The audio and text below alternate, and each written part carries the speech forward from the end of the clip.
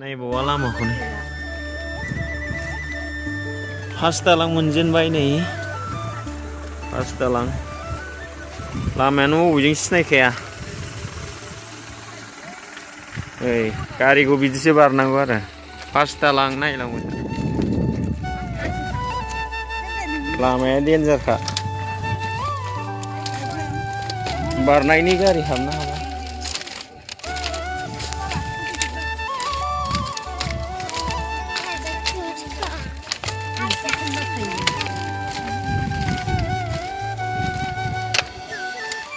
सिगां दालां बेयो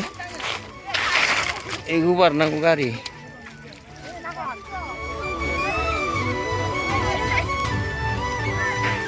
जोंसो साजाय सोमनांगौ नै दैजोंसो आयो दैजोंसो सालायजोबनांगौ वा देन्जारलै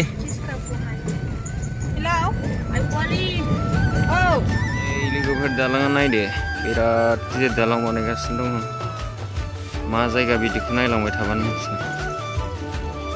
एसे मोनलायबाय आलदा ओंखारनांगौलै माबायदि लामाखौ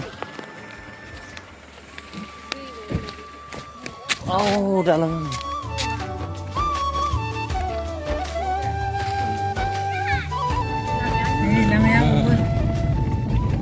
बिस फानि होननाय मोनबाय बिस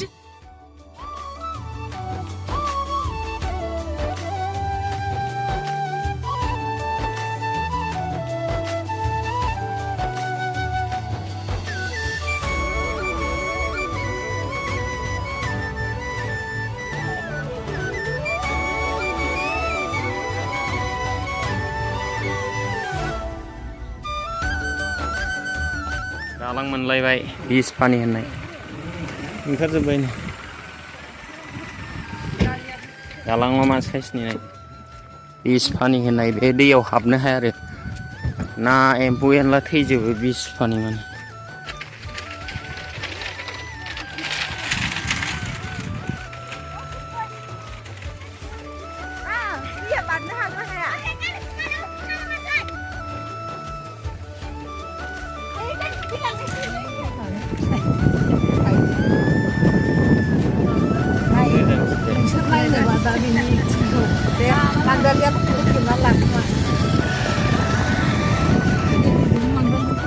दान्दिसे रेस्ट लानोसै लोगोफोर नै बाहाय ओरै सिदा थांथारनांगौ लामायाथ' ओरैहाय दसे बेरायनोसै दावखोबावनोसै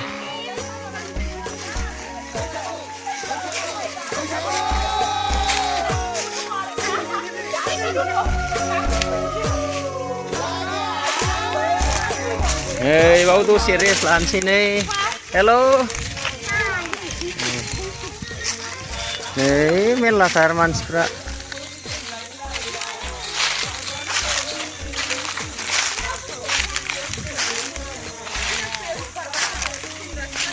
बरियाखा जायगा हले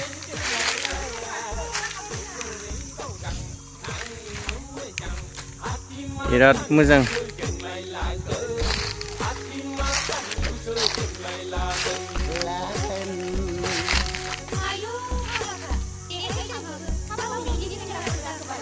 होमब्ला नायलांबाय थादो दिनैहाय बावनो दोनथ'नोसै गोजोनथों थेंक इउ बाय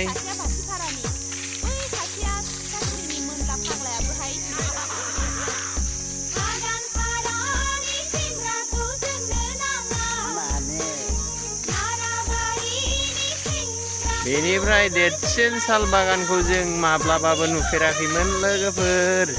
बेयो जाहैबाय आसाम भुटान बर्डाराव थानाय ओरैहाय जेरुजालेम होननाय मोनसे भिलेज गामिनि खाथियाव थानाय बेयो साल बागान लोगोफोर बेखौ बाव फैनोब्ला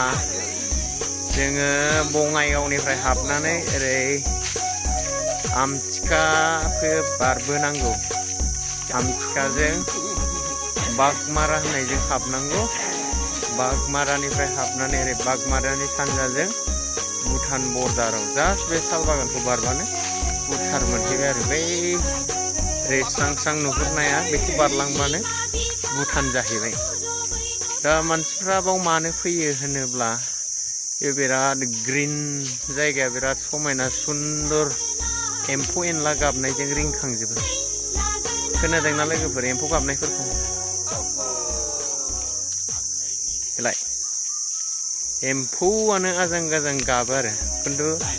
हायाव मासेबो नुनाय नङा आरो एम्फौ अब्ला दोनथ'नोसै जायगाखौ मिथिबायना लोगोफोर बे भुटान बर्डाराव आमथिखानि सानजा सा खनाजों जेरुजालेम होननायनि सा साइडजों